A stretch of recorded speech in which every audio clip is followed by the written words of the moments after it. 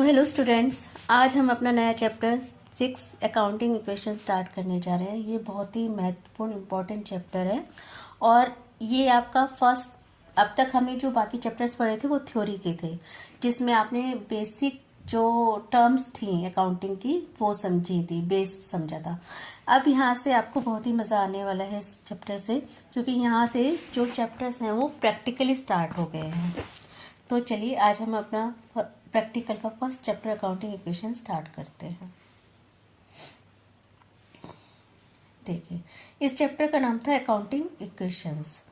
अब accounting equation को समझने के लिए हमें सबसे पहले क्या करना है कि जो बैलेंस शीट है उसको समझना है। हमने पीछे थ्योरी में पढ़ा था कि हमारे को कई जब रिकॉर्ड करते हैं ट्रांजैक्शंस को, तो उसमें जो लास्ट स्टेप था उसमें ये था कि बैलेंस शीट बनाई जाती है ना।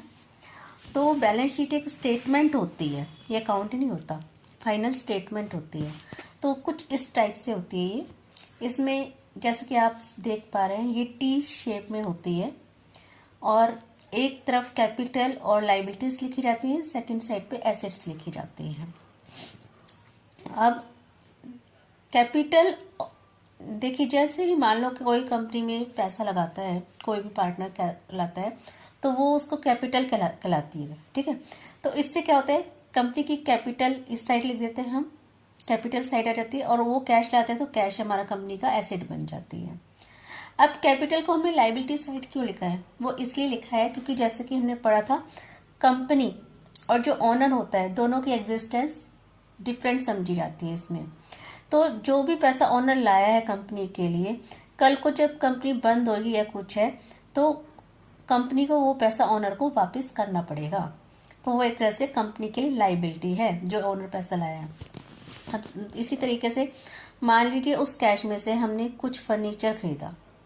अब फर्नीचर खरीदा तो इधर अगर कैश में खरीदा है तो कैश कम हो जाएगा और फर्नीचर आ जाएगा, तो भी सेम बात रहेगी। अगर मान लो क्रेडिट पे खरीदा है तो इधर से फर्नीचर हमारे पास आ गया इतने रुपए का और उधर से क्रेडिटर्स बढ़ जाएंगे, तो भी बैलेंस हो जाएगी।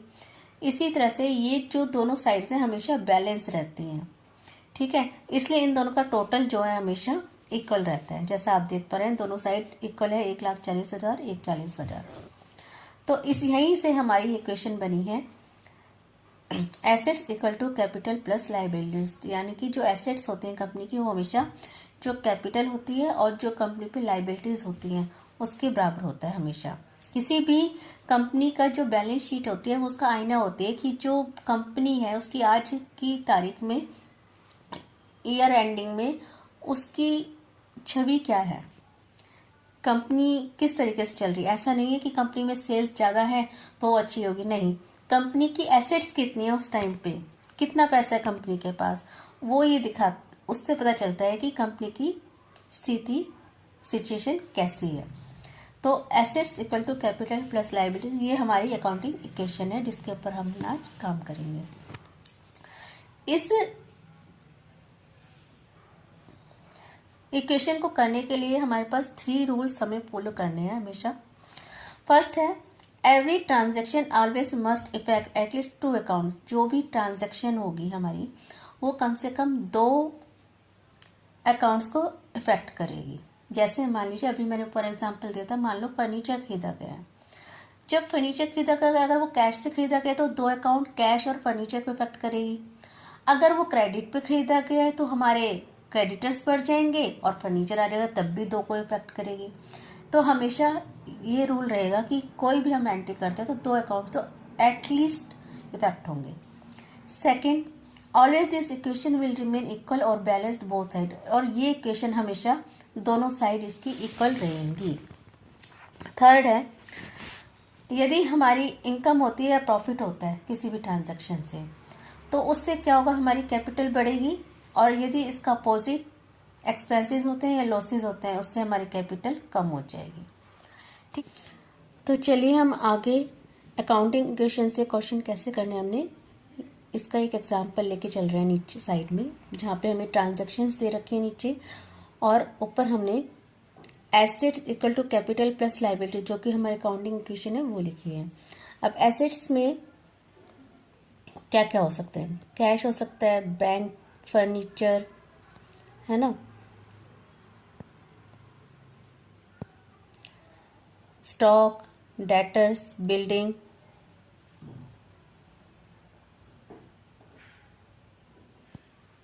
शेयर्स, है ना। और इधर की साइड कैपिटल। और लाइबिलिटीज में क्या हो सकते हैं? लोन, आउटस्टैंडिंग लाइबिलिटीज और क्रेडिटर्स। आउटस्टैंडिंग लाइबिलिटीज यानी कि जो हमें अभी पे करनी रह रही हैं, ड्यू हो चुकी है लेकिन अभी पे करनी रह रही हैं, तो वो हमारी लाइबिलिटीज ही हुई एक तरह से। तो अभी यहाँ से हम एग्जाम्पल लेके चल रहे हैं, ये हमारे साइड ट्रांजेक्शन से रखें, उनको देखो एक एक करके हम पढ़ेंगे और फिर उसकी कहाँ कहाँ इफेक्ट आएगा, कैसे एंट्रीज करनी है, ये हम देखेंगे।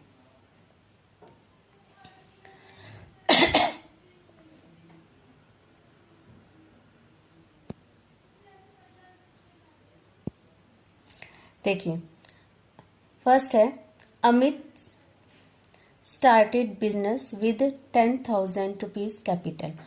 सबसे पहले अमित ने बिजनेस स्टार्ट किया तो वो 10,000 की कैपिटल लेके आया। अब उसके दो फैक्ट्स का होंगे, एक वो कैश में लाया है तो एक तो कैश बढ़ गया, और दूसरा कैपिटल लाया है तो कैपिटल बढ़ गई। ठीक है, ये हमारे दो फैक्ट। तो एक कैश के नीचे एंट्री हो जाएगी और कैपिटल के नीचे 10,000 रुपीज़ हमारी एंट्री हो जाएगी।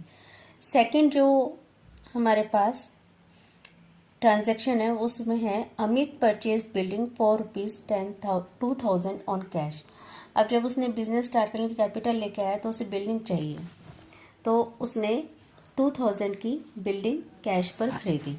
अब इसके 2,000 के जो इफेक्ट आएंगे वो कहाँ आएंगे?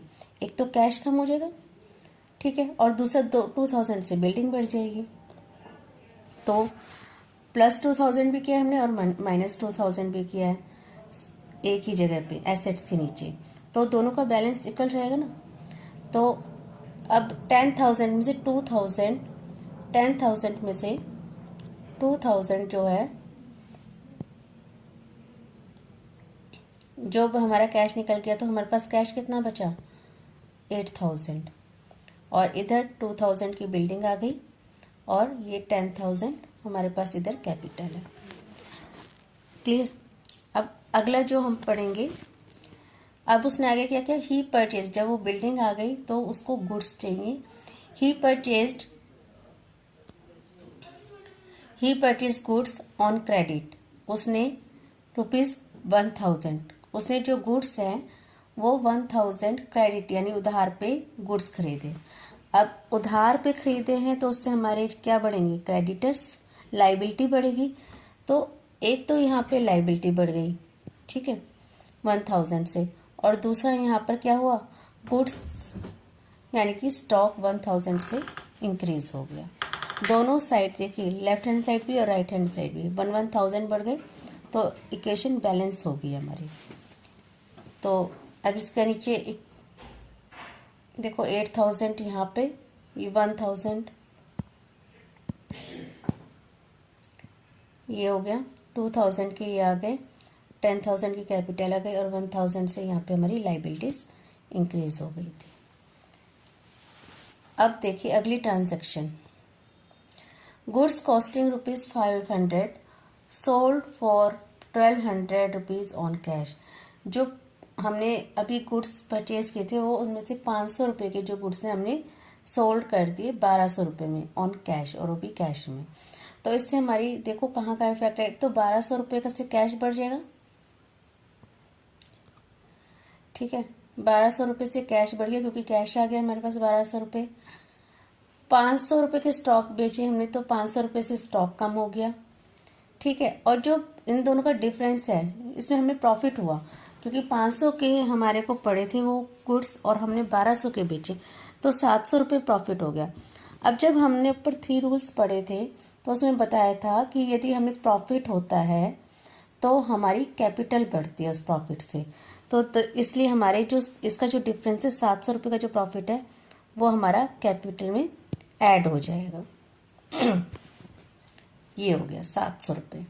अब इनका नीचे टोटल करेंगे, 8,000 और 1,200, 9,200, 500 के स्टॉक कम हो गए, 500 रह गए,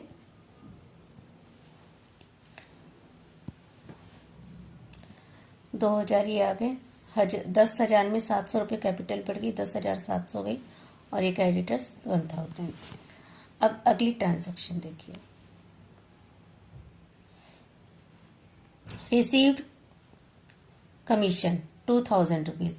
अब कमीशन रिसीव हुआ है 2000 से, तो जो कमीशन रिसीव हुआ है वो भी हमारा प्रॉफिट है।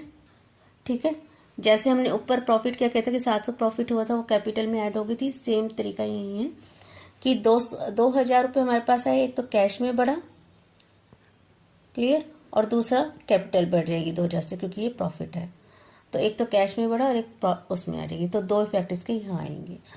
तो अब इन दोनों को 9200 और 2000 को जब प्लस करेंगे 11000 के ये हो गए, 11200 के, 500 का स्टॉक रह रहा है, 2000 ऊपर और 10,700 में 2000 ये ऐड हो गए, तो ये कैपिटल 12,700 की हो गई और ये 1000 हो गए।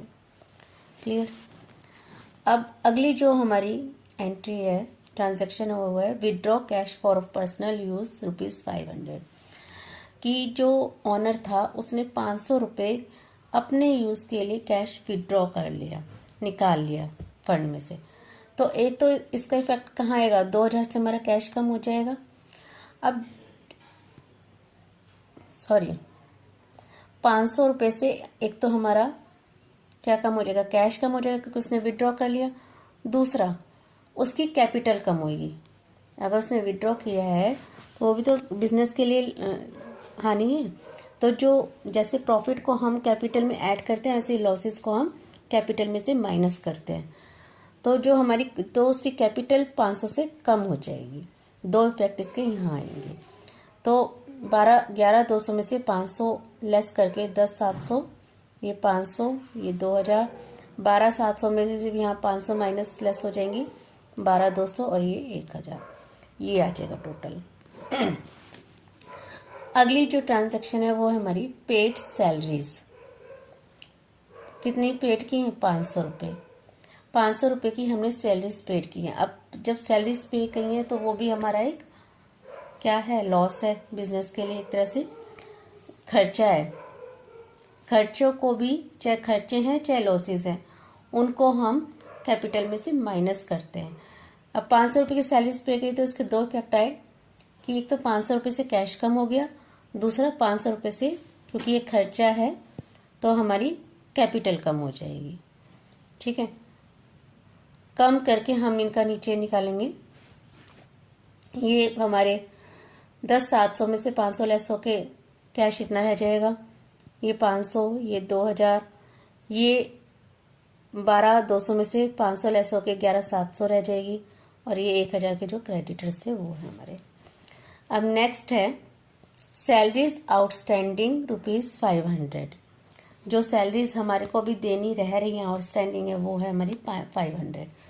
तो इसका दो इफेक्ट, क्योंकि ये हमारा खर्चा है तो इससे क्या होगा, एक तो हमारी कैपिटल कम हो जाएगी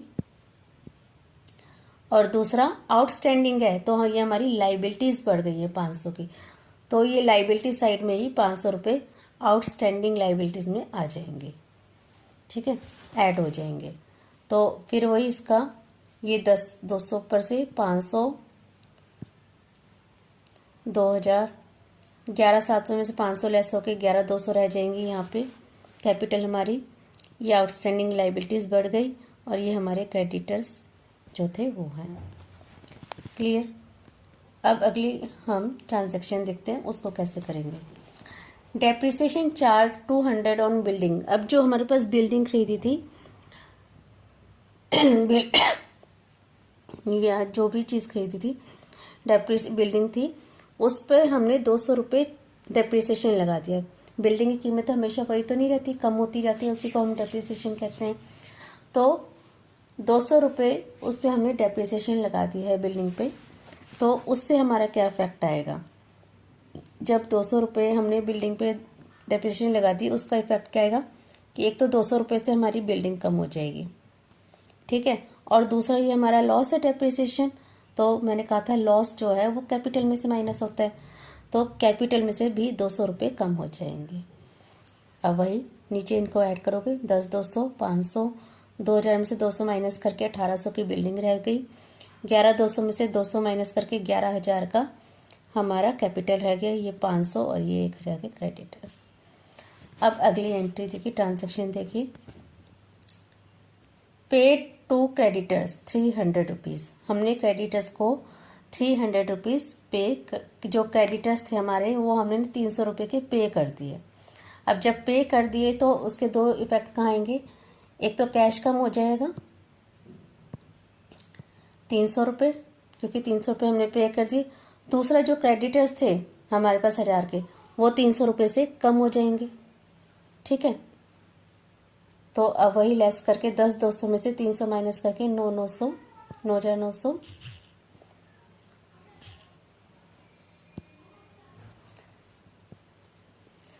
ठीक है,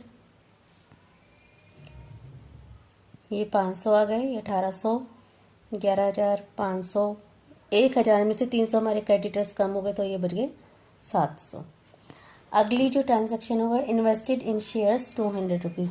अब कंपनी ने 200 रुपये शेयर्स में इन्वेस्ट कर दिए, तो उसके दो इफेक्ट कहाँ आएंगे, एक तो 200 रुपये हमारा कैश चला जाएगा क्योंकि कैश में खरीदा हमने। ठीक है, और 200 रुपये से हमारी एसेट्स बढ़ जाएंगी, शेयर्स बढ़ जाएंगे। ये 200 रुपये से ये शेयर्स बढ़ गए, तो ये कैश कम होके 9,900 में से 200 कम होके 9,700 रह जाएंगे। ये 500, ये 1,800, 200 के हमारे पास शेयर ऐड हो गए और ये ऊपर से एसेट है। अगली जो ट्रांजैक्शन है वो डिपॉजिटेड इन बैंक। 100 रुपये हमने बैंक में डिपॉजिट करा दिए, जो कैश था हमारे पास उसमें से 100 रुपये हमने बैंक में डिपॉजिट करा दिए। तो क्या होगा, कैश कम हो जाएगा और बैंक में ऐड हो जाएगा। तो 100 रुपये हमने कैश कम कर दिए और ये 100 रुपये बैंक में दिखा दिए, बैंक में ऐड हो गए। ठीक है, तो ये क्या हो गया हमारा, ये 9700, 9,700 में से 100 रुपये माइनस होके कैश हमारा रह गया 9,600। ये 100 रुपये बैंक में आ गए, 500 रुपये पर एज इट इज़। 1,800 के ये बिल्डिंग रह गई थी, 200 रुपये शेयर्स के खरीदे थे, 11,000 की कैपिटल, 500 रुपये ये और ये 7,000, जो 700 रुपये हमारे क्या रह गए थे, क्रेडिटर्स। तो अब इस सब का यदि हम राइट हैंड साइड और लेफ्ट हैंड साइड दोनों का टोटल करते हैं तो वो आ जाता है हमारे पास 12,200 और 12,200। तो देखिए दोनों साइड इक्वल है, ये बैलेंस्ड है। यानी हमने कहीं एक ही साइड, अगर लेफ्ट हैंड साइड में एक चीज़ को माइनस किया है, उसी साइड दूसरी एंट्री तो वो भी माइनस करी है, प्लस किया तो प्लस किया है, या फिर एक तरफ प्लस किया एक तरफ माइनस किया। इस तरह से पूरी जो इक्वेशन है हमारी, जो हमने कही थी कि इक्वेशन बैलेंस्ड रहती है, तो assets equal to capital plus liabilities. तो ये क्वेश्चंस हमने इस क्वेश्चन में लगभग सारी एंट्रीज लेने की कोशिश करी है और ले भी ली हैं। तो इसके इस तरीके से ये हमारे क्वेश्चन सॉल्व होंगे। आशा है आप आगे के कहीं से भी क्वेश्चंस को लेकर के सॉल्व कर पाएंगे। अगर आपको कोई दिक्कत आती है तो आप नीचे कमेंट बॉक्स में लिख सकते हैं। Thank you.